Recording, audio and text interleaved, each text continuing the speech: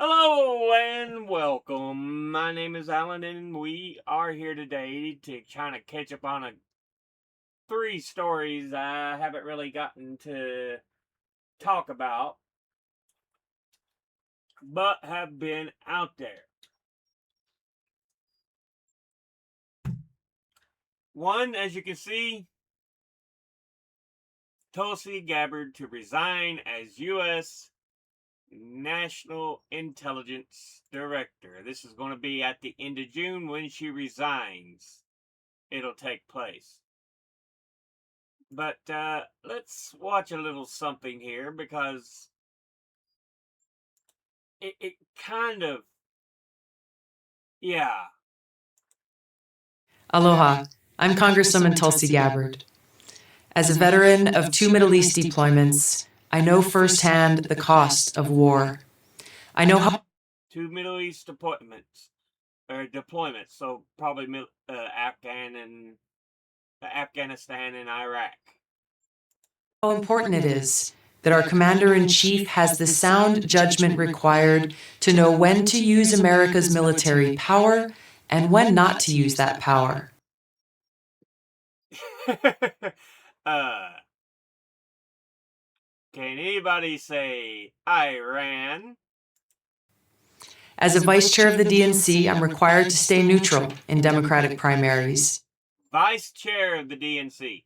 So she was so much a Democrat. She was vice chair of the Democratic National Committee. But I cannot remain neutral any longer. The stakes are just too high. That's why today I'm endorsing Senator Bernie Sanders to be our next President and Commander-in-Chief of the United States. So yeah, she endorsed Bernie in 2016 to be president.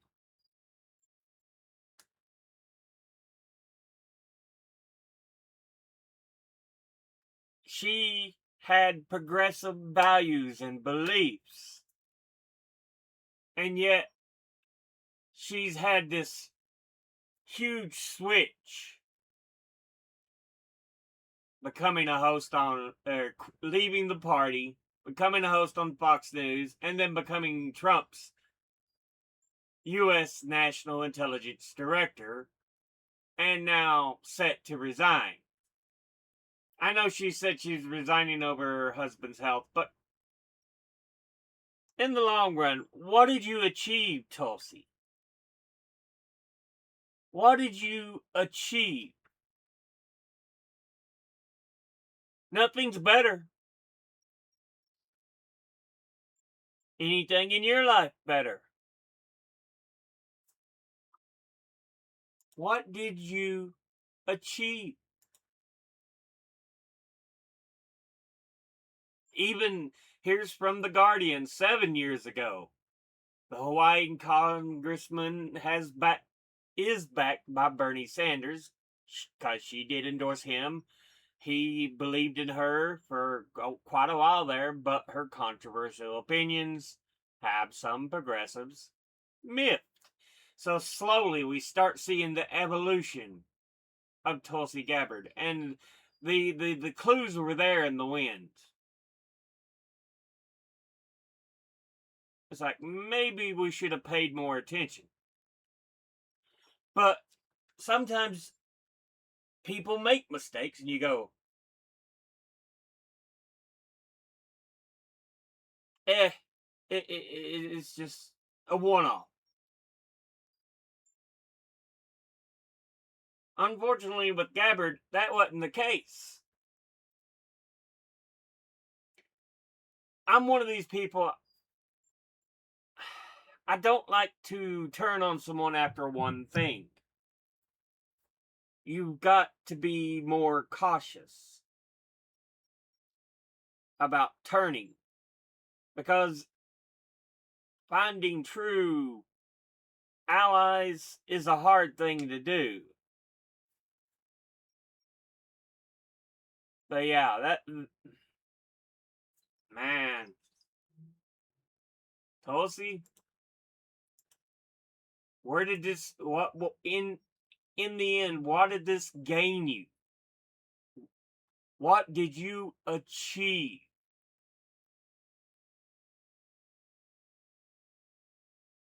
Hmm? What did you achieve?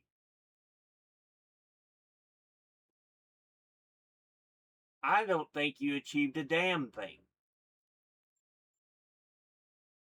But that's me. Now, for the second story we're going to look at, this article was from Bernie Sanders' YouTube. We're going to now look at an Crockett. sorry about that. This is a video from the show Indisputable with Dr. Rashad Ritchie, which is part of the TYT network.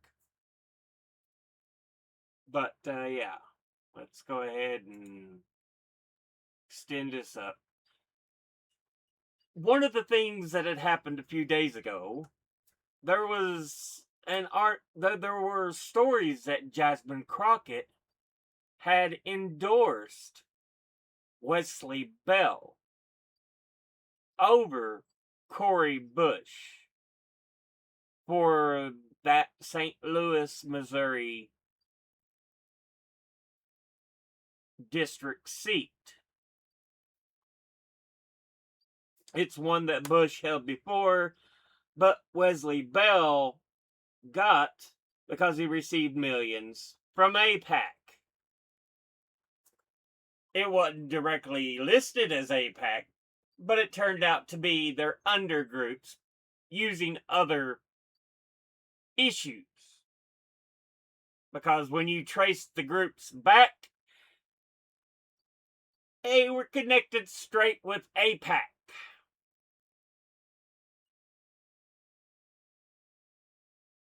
So yeah. But let's watch a little bit here. Crockett, who is responding, defending herself against claims that she endorsed the AIPAC candidate. Let's give you this viral video posted by Rogue DNC, seemingly showing Jasmine Crockett endorsing Wesley Bell. Here's the video. Go out and vote again. Do not get comfortable at all. We are living in unprecedented times, and I can tell you that there's no one better for this moment for Missouri 1 to keep his eye on the prize, which is you, the people, than Wesley Bell. So yeah, that sounds like a direct endorsement of one candidate over the other. She does not technically use the words, I endorse da da da da da. But she said this is a better candidate choice for the district. That sounds pretty much like an endorsement. However, Jasmine has been trying to walk it back and say, no. I didn't endorse Wesley Bell.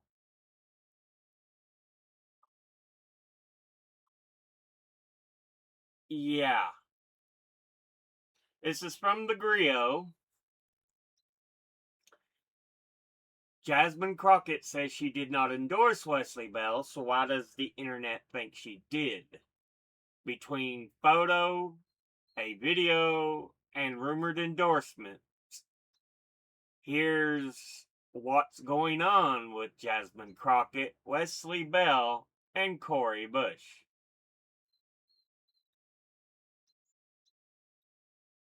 Every week, every day, every minute, social media users are engaging in a new conversation, and recently some timelines were flooded with debates about Jasmine Crockett, whether or not she endorsed Missouri Congressman Wesley Bell, what that means for former Congressman Cori Bush's campaign against Bell, and more. So here is a breakdown of what has turned social media users into political analysts. Missouri is deep in campaign season, and among the many candidates putting their bids in the political race are Democratic candidate Wesley Bell running for re-election and Bush hoping to win back her seat in the House of Representatives after losing to Bell. On Saturday, May the 16th, St. Louis Democrats hosted their annual Democratic Gala, an event that politics and culture commentator Reese Colbert tells the Griot is typically considered neutral territory, as the organization does not make any political endorsement in the primaries. That evening, Crockett appeared as the event's keynote speaker, during which Bell introduced her to the audience. Days after the event, on May 18th, the Missouri congressman shared a photo of him and Crockett on stage, writing, "It was an honor to welcome my friend and colleague Jasmine Crockett home to St. Louis Saturday night. Jasmine is one of the most effective fighters in Congress, and she had the St. Louis County Democrats Gala fired up and ready for the fight ahead." The picture sparked widespread endorsement quickly sparked widespread endorsement on social media, as many saw the two's appearance together as reflecting Crockett's support for Bell's campaign. And it gives a couple of comments on from people on Threads. While many social media users debated whether a photo is a fair way to assess political alliances, Dr. Christina Greer, a professor of political science, explained why some may see the photo as an endorsement. Putting myself in the mind of just a lay person, if I see a very popular politician who can galvanize money and votes very quickly, I can see if I see her next to someone in a highly charged competitive race, I might make the leap. Now it's a leap, but it's nonetheless that this individual is endorsing someone, because if not in this moment, why would they necessarily be seen with them? As social media users debated the photo, a video of Crockett surfaced online on May the 21st, where she is heard saying, "We are living in unprecedented times, and I can tell you there's no one better for this moment than Missouri one to keep his eye on the prize, which is you, the people, than Wesley Bell." We just watched that video in the video clip we played. So yeah. Her comments in the video paired with the circulating video and image caused many social media users to believe the Texas representative endorsed Bell. Many users have raised issues about Bell, whose campaign is reportedly supported by AIPAC. Similarly, some users expressed disappointment at what they understood to be her endorsement of Bell over Bush, a fellow black woman running for the same race. Yeah, this race is the third most expensive race in the last several years. It was number 2 until the Kentucky primary, in which they drove out oh shoot, I can't remember his name now, but yeah, just about a month ago or a few weeks ago. That's become the most expensive, but this one was up there even before that, and it's still one of the most expensive because what? All that AIPAC money. And Wesley Bell, whose money does he take? AIPAC.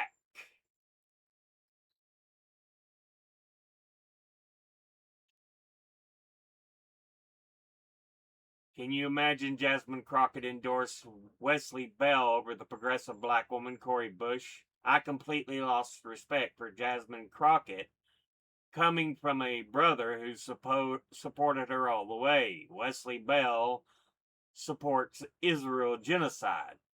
They raised millions of dollars for him. Yep. Yep. Yep. And that's kind of the point here. AIPAC got pissy because Cori Bush spoke out against them. And so they poured some of the most money into that primary to get Wesley Bell to win. He still takes AIPAC money.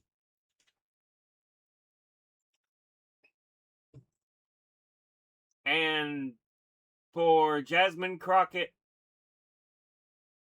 to kick Cori Bush to the side and choose Wesley Bell, I know she's saying, oh, it's not an endorsement. It's not. No. But it sounds very much like an endorsement. Very much like an endorsement. And I'm like the other guy who mentioned he lost respect for Jasmine Crockett. I was a big fan of Jasmine. She spoke out, wasn't afraid to punch back at Republicans. But, yeah, I've lost a lot of respect for you, Jasmine. This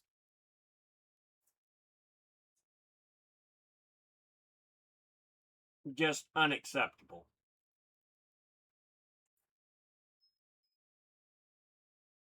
It's made me lose quite a bit of respect for her. Finally, the third story we want to look at is the whining and crying that is the Republican Party over Hasan Piker taking aid over to Cuba because why? People need the aid. Hasan Piker subpoenaed by the U.S. government a month after the event with Pennsylvania Representative Summer Lee. He went and took aid to Cuba. Stayed in one of the approved hotels he could stay at. He couldn't do anything about the goddamn price. That's one of them that was fucking approved. So those are some of the only fucking choices you fucking have. Twitch streamer Hasan Piker was reportedly subpoenaed by the U.S. Treasury Department over a March trip to Cuba. Piker and activist Medea Benjamin have both stated they have not actually received subpoenas despite the reports. Piker recently appeared at a campaign event with Representative Summer Lee, drawing criticism from pro-Israel groups and Jewish politicians. Fuck pro-Israel groups. Number one, they can put their head between their legs and shove it straight up their ass. Their words and thoughts mean absolutely what's in their ass. Shit.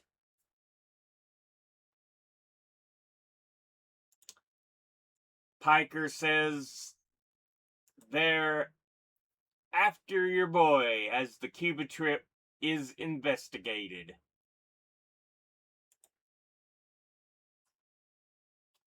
Left-wing political influencer Hassan Piker has addressed a report that he is subject to U.S. federal investigation into whether he violated U.S. laws and sanctions by visiting Cuba. So it's a crime to visit? Or is it the things he did while he visited? You know, giving aid and relief to the people? Staying at the hotels he's allowed to stay at because they're the only ones the government will approve? Let's see what bullshit they try to pull. Piker was served a subpoena for his trip to the Caribbean island in March, along with Susan Medea Benjamin, co-founder of the activist group Code Pink, according to Fox News Digital, citing documents they had received from the Treasury Department's Office of Foreign Assets Control. No surprise, it's fucking Fox News that breaks it. They love this kind of bullshit. Because, oh, he's a lefty. Get him, Daddy Trump. Addressing his viewers, Piker said during a live stream on Sunday, the news is not great, okay? I mean, it's bullshit, but still not great. They're coming after your boy. They're up my ass. He then joked with viewers chanting, "Freebie!" responding, "Yeah, freebie, freebie, freebie." I can't believe I'm saying that. In posting the clip, investigative analyst Stu Smith wrote on X, "For all the bravado, Hassan clearly understands this is serious." Smith said that according to Hassan, he got a voicemail saying he had been subpoenaed and asking for comment. I got a text message, or rather a voicemail, from the Fox News producer saying that I had been subpoenaed by the federal government, said Smith's X post, citing Hassan. Before I could even respond to the journalist, an article materialized on the timeline. So yeah, Fox News had knowledge of a subpoena before the person subpoenaed knew about the subpoena. This is the shit show banana republic we're fucking living in.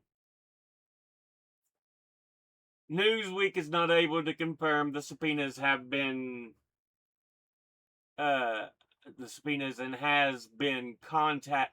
has contacted the office, the OFAC, what their acronym was. I forgot already what the fuck it was.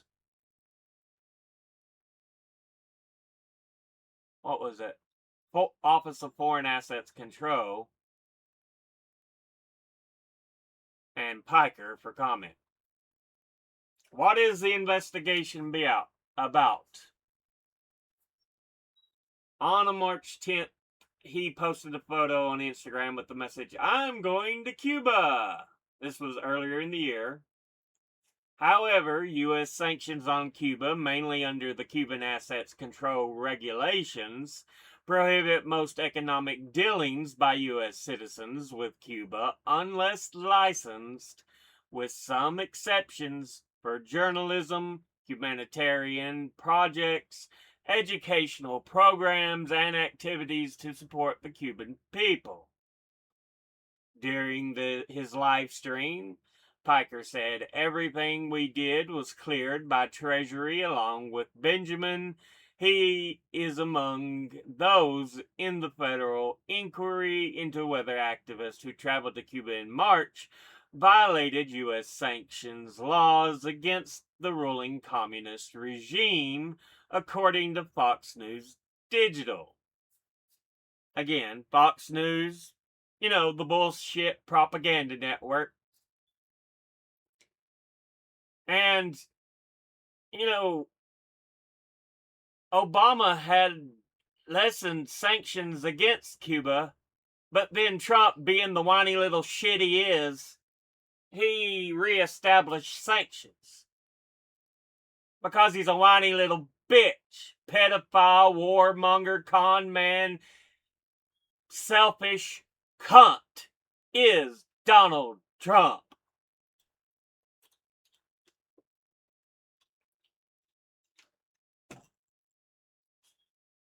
The outlet said that the subpoenas called Request for Information, or RFI, call for financial, logistical, and communications information about the trip to Cuba that Piker and Benjamin had touted with delegations of the Nuestra America Convoy.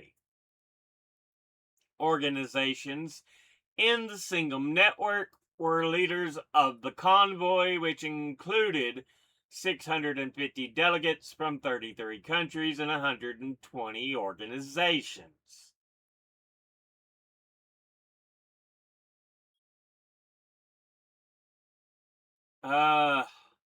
Fox News Digital reported that it believed delegation members stayed at a hotel the U.S. State Department has put on the Cuba restricted list. That Washington links to Cuba's government, which is designated a state sponsor of terrorism, which is complete and utter goddamn bullshit.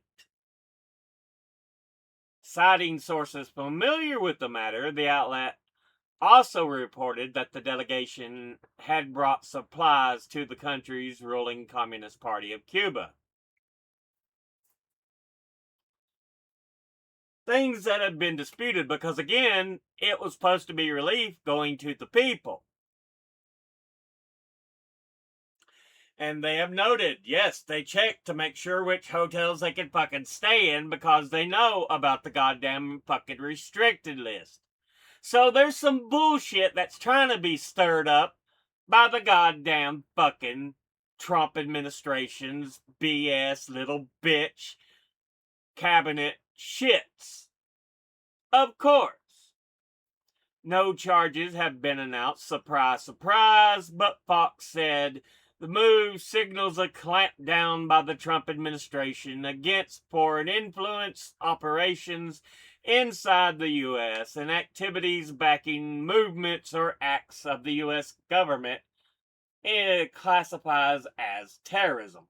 Piker has condemned the U.S. Justice Department's indictment of former Cuban leader Raul Castro as a sham with no legal standing, because it fucking is, and his reported subpoena follows a maximum pressure campaign by Washington on Havana, which includes a blockade preventing oil from reaching the island, which they act like, oh yeah, this will do, but all that does is really hurt the fucking people. But they don't want to talk about that fucking matter. The Trump administration don't. Because it's like, Cuba's the sponsor of terrorism. Right now, they're a poor island. They can't sponsor a goddamn book fair. And you sitting there, oh, they're a sponsor of terrorism. Fuck you. But Piker said in his live stream that the investigation was not just about Cuba, but also about his role in boosting anti-Israel voters and candidates. Because, of course, as we mentioned before, certain pro-Israel groups love to run their mouth about it. And honestly, yeah, they have no goddamn room to fucking talk.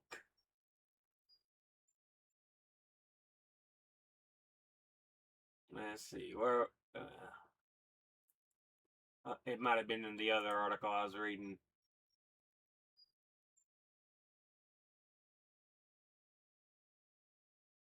It's in this one. Because I didn't really read the other one that much.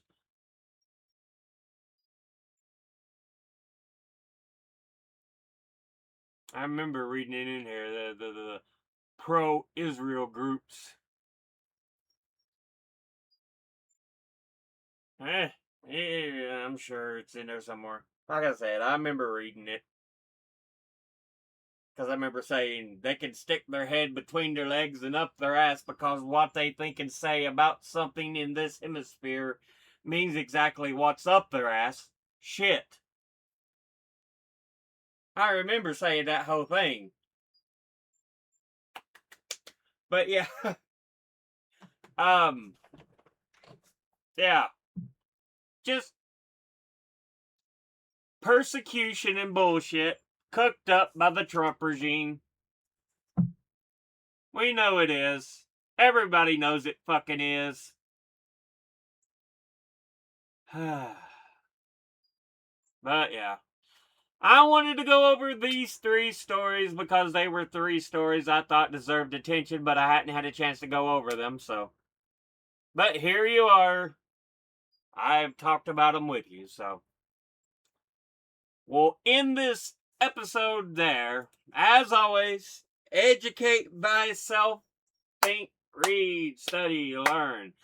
Someone tells you something you have trouble believing, ask them to cite their sources, and it can't be tinfoil hat wearing sources or a bunch of anecdotes thrown together to try to make sources like my mom's sister's brother's dog's wife's husband had a reaction to a vaccine. That's not a source. That's an anecdote. I'll be putting my links and sources in the description box below the video. Thank you all for watching. I'll see you all in the next one. Until then, later.